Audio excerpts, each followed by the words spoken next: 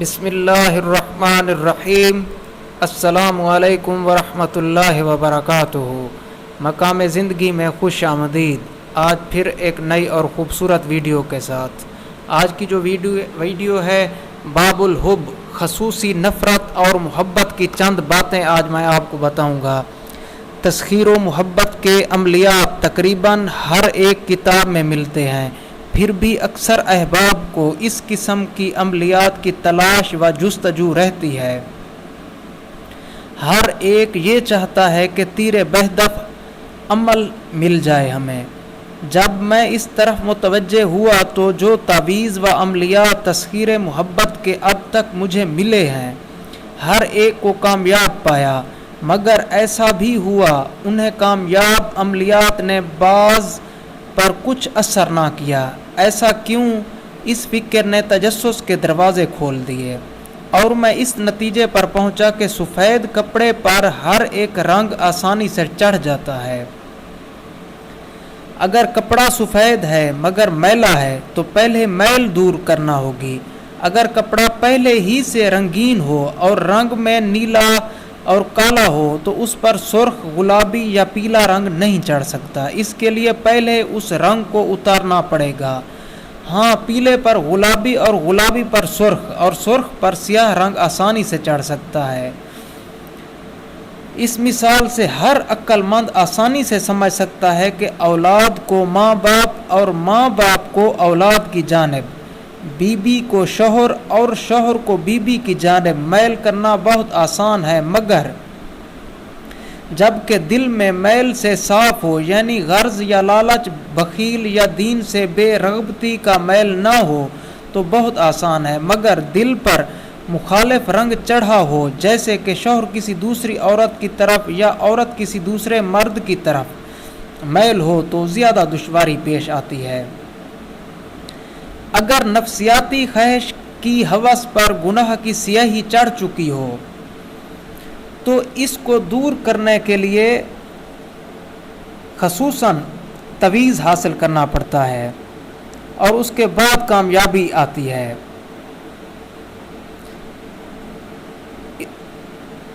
اس کے لیے تسخیر محبت کے عملیات میں ہر سبب کو بھی پیش نظر رکھنا پڑتا ہے، خصوصاً اس حالت میں کہ دونوں میں پہلے تو خلوص و محبت ہو۔ اب اس میں تبدیلی واقع ہو تو عمل یا تعویذ دینے سے قبل اس پر غور کرنا ضروری ہے، خصوصاً زن و شوہر کے تعلقات میں فرق واقع ہو تو زیادہ تجسس کی ضرورت ہوتی ہے۔ اس کی کچھ چند نشانیاں ہوتی ہیں، میں آپ کو وہ آج بتاتا ہوں۔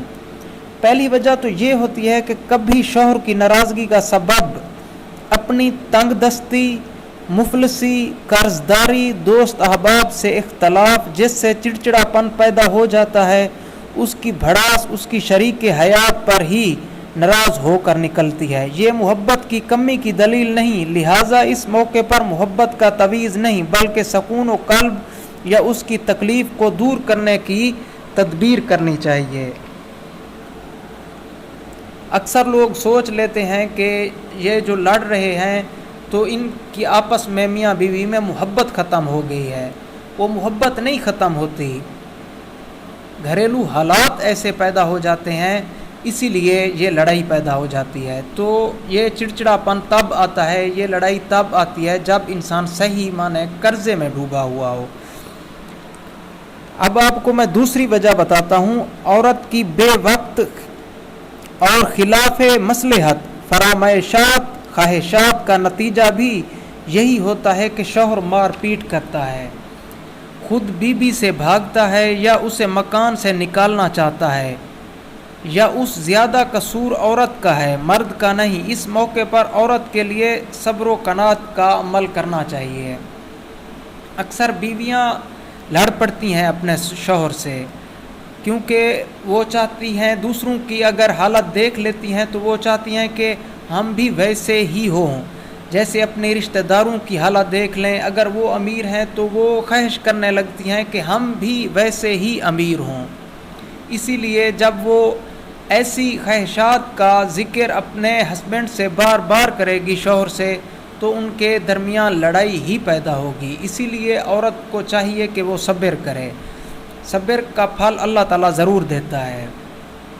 اور تیسری وجہ یہ ہے جس میں مرد تقریباً بے قصور ہوتا ہے، مثلاً عورت کی سرد مہری، ناز، نخرے، بد زبانی، اینٹ اکڑ، میکے والوں کی بے جا حمایت، ہر بات پر ضد، مرد کی خدمت سے بالکل دور بھاگنا، بہت ساری ایسی باتیں ہوتی ہیں جو ان کے درمیان میں مسئلے کھڑے کر دیتی ہیں، جس میں زیادہ تعداد ان عورتوں کی ہوتی ہے جو شوہر کے ماں باپ سے، بہن بھائیوں سے محبت کے تعلقات کو برداشت نہیں کرتی اور شوہر کو سارے الزام دے دیتی ہیں۔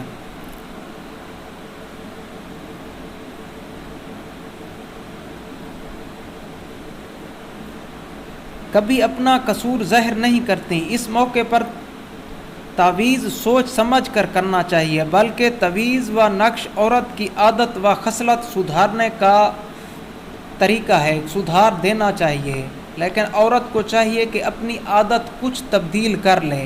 اگر وہ اپنی عادت ایسے ہی رکھے گی تو ان کے درمیان جھگڑا رہے گا ہمیشہ ہی۔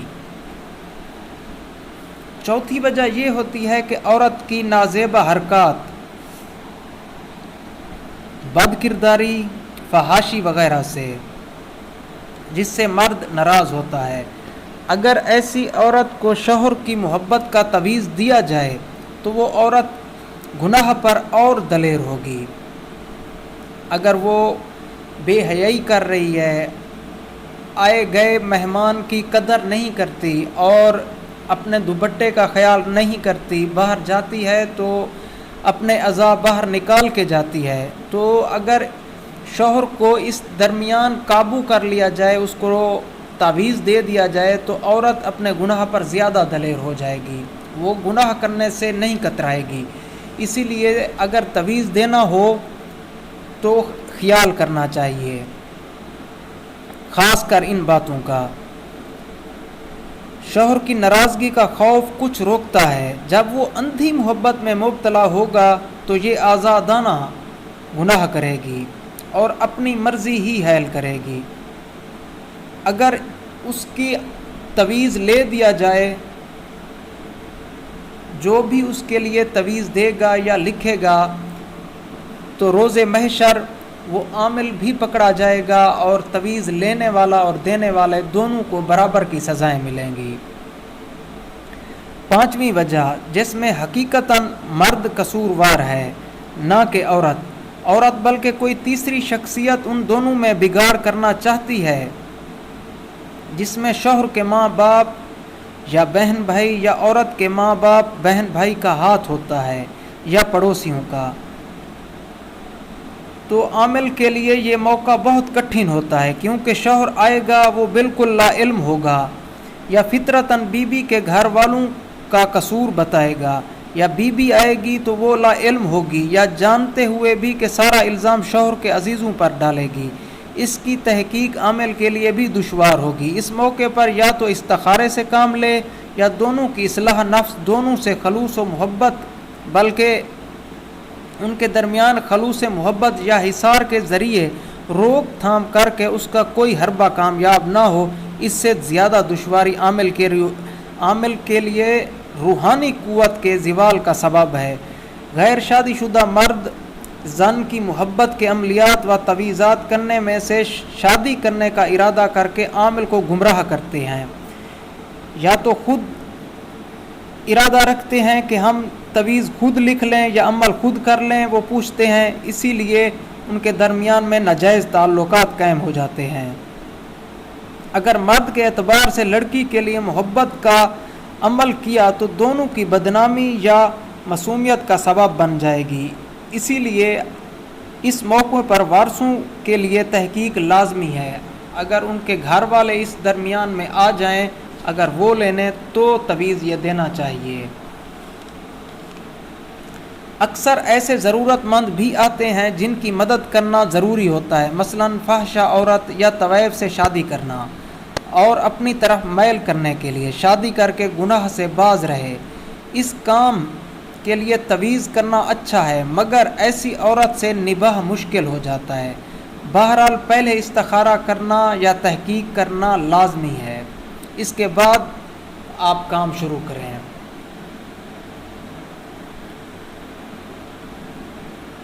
اگر دونوں میں اتفاق و محبت میں کوئی حائل ہے، اگر اس دیوار کو ہٹا دیا جائے تو جلد کامیابی ہوگی۔ اگر مرد اور عورت راضی ہیں، یا اس طرف مرد کے گھر والے کچھ راضی ہیں یا عورت کے گھر والے کچھ راضی ہیں، یا بیچ میں کچھ رکاوٹیں ہیں، کچھ انسان دیوار بن کر کھڑے ہیں، تو ان کو ہٹا دیا جائے تو بھی یہ بہتر ہے، ان کی شادی انشاءاللہ ہو جائے گی۔ اس طرح جب مرد عورت کی شکایت لے کر آئے تو بھی اس پر غور کرنا ہوگا، کیونکہ قدرت نے عورت کو فطرتاً مرد کا تابع بنایا۔ پھر مرد نفرت کیوں؟ اس کی بھی چند وجوہات ہیں۔ اگر کوئی مرد آپ کے پاس، عامل کے پاس آتا ہے اور عورت کا قصور بتاتا ہے تو آپ اس کی بات توجہ سے سنیں، کیونکہ عورت ہمیشہ ہی مرد کی تابع رہی ہے۔ تو اس کی بھی چند وجوہات ہیں، وہ میں آپ کو بتاتا ہوں۔ لڑکی کے ماں باپ کی بے جا حمایت، یا لڑکی کی ساس نندوں کا بے جا سلوک، اس کی تحقیق کرے گا اور ان کا وجود تدارک کرتے ہوئے بیوی کو مطیع کرنے کا تویز عمل کرے۔ یہ پہلی وجہ ہوتی ہے۔ دوسری وجہ، عورت کے خلاف مرضی شادی ہونا۔ اس موقع پر عورت کی اصلاح کے ساتھ محبت کا عمل یا تویز دے۔ عورت نہیں چاہتی، جیسے کہ ان کی لو میرج کہیں کرنا چاہتے ہیں، وہ لو میرج نہیں ہو پاتی، ماں باپ زبردستی اس عورت کی شادی کر دیتے ہیں کہیں اور جہاں وہ بالکل نہیں چاہتی ہوتی، تو ایسی عورت کو بھی تویز دے دینا چاہیے کہ وہ مرد سے، اپنے شوہر سے محبت کرے۔ تیسری وجہ، خود مرد کی کمزوری ہے، یعنی قوت مردانگی میں کمی، یا سرعت انزال، جس کی وجہ سے عورت کی تسکین نفس نہیں کر پاتا، جس کی بنا پر عورت کی محبت نفرت میں بدل جاتی ہے۔ اس موقع پر مرد کا علاج کرے، جب وہ کامل ہو جائے تب محبت کا عمل کرے۔ ہاں، آج کل کے جو مرد ہوتے ہیں وہ عورتوں کے قابل نہیں ہوتے، اور جب وہ عورتوں کے قابل نہیں ہوتے تو عورتیں کوئی تسکین نہیں ہو پاتی، اسی لیے بھی کچھ عورتیں لڑتی ہیں، جھگڑا کرتی ہیں۔ تو آپ پہلے تحقیق کر لیں کہ مرد میں کچھ ایسی خرابی تو نہیں، اگر ایسی خرابی ہے تو وہ ڈاکٹر کے پاس جائے، اپنا علاج کرے، علاج کرنے کے بعد پھر آپ سے آئے تویز لے جائے تو آپ اس کو تویز دے دیں۔ چوتھی وجہ یہ ہے صحبت بد۔ اپنے تجربے کی بنا پر یہ کہتا ہوں کہ صحبت بد کا اثر عورت پر اتنا گہرا ہوتا ہے کہ اس کا اتار مشکل ہوتا ہے۔ اگر مذکورہ بالا وجوہات نہیں تو بیوی کی ہم صحبت عورتوں پر کڑی نظر رکھے، کیونکہ بعض عورتوں کی یہ عادت ہوتی ہے کہ دوسروں کے یہاں کشیدگی پیدا کر کے لڑائی پیدا کرائیں، اور دوسروں کے گھر بگاڑنے میں انہیں سکون و قلب ہوتا ہے۔ جب تک اس کا تدارک نہ کیا جائے تو آپ کو کامیابی حاصل نہیں ہو سکتی۔ اکثر عورتیں ہوتی ہیں جو گھروں میں، اپنے رشتہ داروں میں جھگڑا پیدا کرا دیتی ہیں۔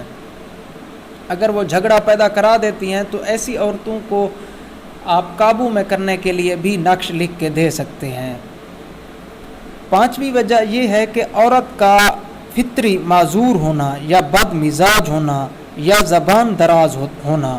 ان باتوں سے مرد یہ نتیجہ نکال لیتا ہے کہ عورت مجھ سے محبت نہیں کرتی، حالانکہ وہ محبت تو کرتی ہے مگر عادت سے مجبور ہے۔ ایسی عورت کے لیے بجائے محبت کا تویز دینے کے اصلاح عادت کی تدبیر کرے، اور عامل یہ خیال رکھے کہ فطری عادت بڑی محنت سے بدلتی ہے۔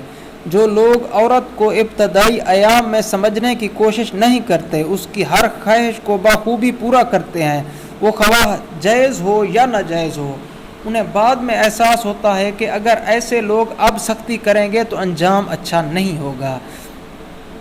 اسی عورت کے ساتھ جس کے بگاڑ میں مرد کی اندھی محبت کا بھی سلوک ایسا ہوتا ہے کہ جو مرد اندھی محبت کرتا ہے، اس کی جا بجا خواہش پوری کرتا ہے تو وہ سر پہ چڑھ جاتی ہیں۔ مرد کو حسن تدبیر سے کام لینا چاہیے، اور جو عورتیں فطرتاً بد مزاج یا نا قدر شناس ہوں اس کے ماں باپ بھی اس کی حمایت کرتے ہوں تو یہ حسن و خوبی جدا کر دینا بہتر ہے۔ اگر اس کا کوئی سہارا نہیں ہے اور نہ اپنے اچھے برے کی سمجھنے کی صلاحیت ہے تو بجائے سختی کرنے کے نرمی سے سمجھائے اور یہ خیال کرے کہ تخلیقی اعتبار سے دونوں برابر ہیں، مگر خالق و مالک نے کسی حکمت کے تحت عورت کو مرد کا محکوم فرمایا ہے۔ اگر میں اس کو قصداً لغزشوں پر سزا دینے پر قادر ہوں تو میں بھی اس خالق و مالک کا محکوم ہوں، اور میں خود اس حاکم حقیقی کے احکام کی تعمیل میں غفلت ہی سے کام نہیں لیتا، بلکہ اکثر کام صریح تاکیدوں کے باوجود اس کی مرضی کے خلاف کرتا ہوں۔ اگر اس نے میری پکڑ لی، اگر اللہ تعالیٰ اس کو سزا دینے لگ جائے تو وہ کیا کرے گا؟ اگر مرد اس خیال کے تحت صبر اور درگزر سے کام لے، اللہ کی ایک بندی پر صرف اللہ کے لیے احسان کرے، تو اس کی رحمت سے یہ امید ہے کہ وہ بھی اپنے قصور معاف فرما دے گا۔ انشاءاللہ تعالیٰ اللہ تعالیٰ معاف کرنے والا ہے۔ تصویر کا ایک دوسرا رخ بھی ہے۔ جس طرح عورت میں کچھ ناپسندیدہ باتیں فطری یا غیر فطری صحبت بد کی وجہ سے ظاہر ہوتی ہیں، تو اس طرح بعض مردوں میں بھی ایسی باتیں ہو جاتی ہیں۔ جوا، شراب، زنا وغیرہ، بدکاری، بدفعلی، گھر میں تنگی، اس پر گالی گلوچ، مار پیٹ، ایسی مظلوم ہستی کو یہ خیال کر کے صبر سے کام لینا چاہیے کہ جس طرح ایک ملازم نرس کسی پاگل کی خدمت پر مامور کی جاتی ہے، وہ نہ تو اس کو گالیوں کی پرواہ کرتی ہے، نہ عادت بد کی وجہ سے اپنے فرائض سے غافل ہوتی ہے، بلکہ وہ تو یہ سمجھتی ہے کہ میں جس کی ملازم ہوں اس سے اس خدمت کی اجرت پا رہی ہوں، مجھے اس سے کیا لینا۔ اگر عورت اس خیال کے تحت صبر کرے، خدا نے اس مرد کی خدمت میرے سپرد فرمائی ہے اور اس کا اجر عظیم دینے کا وعدہ فرمایا ہے، جس کی ملازم ہوں اس کے حکم کی تعمیل میں کوتاہی نہ ہو، مجھے اس کا اجر وہی دے گا جو میرا حقیقی مالک ہے، بس رضا الہی کی دھن میں ہر تکلیف برداشت کرے، غصے کو خدا کے لیے حسن مسکراہٹ سے بدل دے اور ضد اور ان کی مرضی مولا پر قربان کر دے، پھر احسانات خالق کے کرشمے دیکھے، وہ گھر جو اب تک جہنم کدا تھا وہ گھر گلزار رحمت بن جائے گا۔ عامل اگر ان کو تویز دینا چاہتا ہے تو عامل کے لیے اگر کوئی بھی یہ تویز دے، کوئی بھی بندہ عامل بن سکتا ہے۔ آپ 5 کلو گندم لیں، 5 کلو گندم لے کے اسے اچھی طرح صاف کریں، اسے صاف کر کے آپ ایک دانے پر بسم اللہ الرحمن الرحیم پورا پڑھیں۔ آپ کی مرضی، وہ 5 کلو گندم آپ نے 11 دن میں ختم کرنی ہے۔ اب وہ 11 دن میں کیسے ختم کرنی ہے؟ آپ روز کا 1 پاؤ پڑھیں، روز کا آدھا kg پڑھیں، جتنا آپ پڑھ سکتے ہیں وہ پڑھیں۔ آپ جب اس کو پڑھنے لگیں تو ایک ہی جگہ آپ مخصوص کر لیں اور یہ ٹائم بھی ایک ہی رکھیں، سورج غروب ہونے کے بعد آپ پڑھیں ان کو۔ جب آپ یہ پورے 5 kg دانے گندم پڑھ لیں گے تو آپ 11 دن میں آپ نے ختم کرنا ہے۔ اول آخر درود پاک بھی پڑھنا ہے، جب آپ بیٹھیں تو آپ کڑا دے کے بیٹھیں۔ اول آخر جب آپ درود شریف پڑھیں گے تو اس کے بعد آپ 11 مرتبہ آیت الکرسی بھی پڑھ لیں، 11 مرتبہ درود پاک ابراہیمی جو نماز میں پڑھتے ہیں وہ بھی پڑھ لیں۔ جب آپ یہ جتنے بھی آپ روز دانے پڑھ رہے ہیں وہ پڑھنے کے بعد پھر آپ 11 مرتبہ آیت الکرسی پڑھیں، پھر آپ 11 مرتبہ درود ابراہیمی پڑھیں۔ جب آپ وہاں سے اٹھنے لگیں، جیسے آپ نے ایک انگلی سے کڑا کھینچا تھا، پھر آپ جہاں پہ ختم کیا تھا پھر وہاں سے ختم کر کے دوسری طرف آپ انگلی گھما کے لے آئیں انشاءاللہ تعالیٰ۔ اب جب یہ 5 kg دانے پڑھ لیں گے تو آپ کا بسم اللہ الرحمن الرحیم پر آپ کا عبور حاصل ہو جائے گا، اور پھر آپ قرآن شریف سے بھی آپ بسم اللہ کا نقش لے سکتے ہیں، آپ کسی دکان سے بھی بسم اللہ کا نقش لے سکتے ہیں۔ جب آپ یہ نقش لے لیں تو آپ پہلے جب آپ نقش لکھنے لگیں تو 11 مرتبہ آپ درود ابراہیمی پڑھ لیں، 11 مرتبہ آیت الکرسی پڑھ لیں، پھر آپ اس نقش کو لکھ کے دے دیں ان کو۔ آپ نے ان کے نیچے نام لکھنا ہے الحب، جس کو محبت کروانی ہے تو اس کا نام الحب لکھنا ہے، پھر بن اس کی والدہ کا نام لکھنا ہے، پھر الحب لکھنا ہے، جس سے محبت ہونی ہے اس کا نام لکھنا ہے، پھر بنت اس کی والدہ کا نام لکھنا ہے۔ یہ آپ جب نام لکھ لیں تو آپ یہ ان کو تویز دے دیں، وہ گلے میں پہنیں، انشاءاللہ تعالی اس کے شوہر کو محبت ہو جائے گی۔ اور جو نہیں مان رہے تو آپ ان کے لیے بھی لکھ سکتے ہیں، اگر کسی کی شادی کروانی ہے تو ان کے لیے بھی آپ یہ تویز لکھ سکتے ہیں۔ اگر کوئی بیمار ہے آپ کے پاس آ گیا ہے دم کروانے کے لیے تو آپ 21 مرتبہ بسم اللہ الرحمن الرحیم پڑھ لیں، اول آخر درود ابراہیمی پڑھ لیں، آپ دم کر دیں، انشاءاللہ تعالی ان کو کوئی بھی مرض ہوگی وہ جلد بہت جلد ٹھیک ہو جائے گا۔ اگر آپ کو یہ ویڈیو اچھی لگی ہے تو میری ویڈیو کو لائک کیجئے، اگر کوئی بات آپ کو سمجھ نہیں آئی تو آپ کمنٹ سیکشن میں وہ بات پوچھ سکتے ہیں۔ آپ اپنے دوستوں کو شیئر کیجئے، یہ معلومات دیجئے۔ اگر اب تک آپ نے میرے چینل کو سبسکرائب نہیں کیا، مقام زندگی کو آپ سبسکرائب کر لیں تاکہ آنے والی آپ کو اچھی ویڈیو ملتی رہیں۔ آپ اپنا خیال رکھیے گا۔ اللہ حافظ۔